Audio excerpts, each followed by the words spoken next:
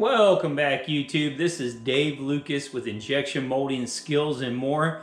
So today's video, we are going to do quiz 23. So let's jump into this, guys. So this one is over cushion significance, okay? And what it means, okay? So what is maintaining a consistent injection cushion important? Why is it, okay? So why is maintaining a consistent injection cushion important? Think about that.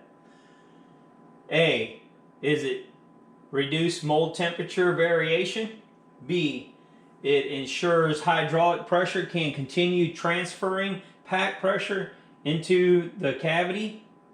Or C, it increases clamp force efficiency? Or D, it prevents ejector wear? Okay, so think about this. A lot of you molders probably would know this. If you've been molding for years, you'd understand this. If you've done a gate-free study and stuff like that, that's kind of like what this is kind of asking you to do, because this is how you end up finding out what your cushion kind of is sometimes.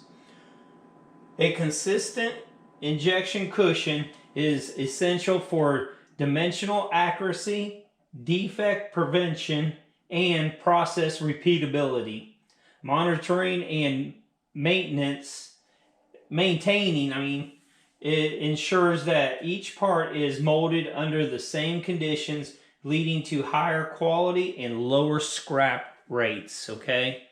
So think about it. If you have a cushion that's always consistent all the time and just barely varies, your part quality is going to be the same almost every single time. So the dimension of the part, the aspect of how it shoots, everything that it's supposed to be doing should be very much consistent the whole time, okay, guys?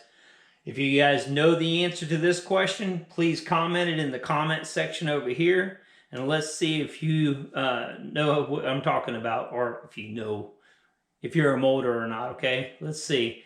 Please like, share, and subscribe over here. Until Friday, I will have the answer then. Peace, guys.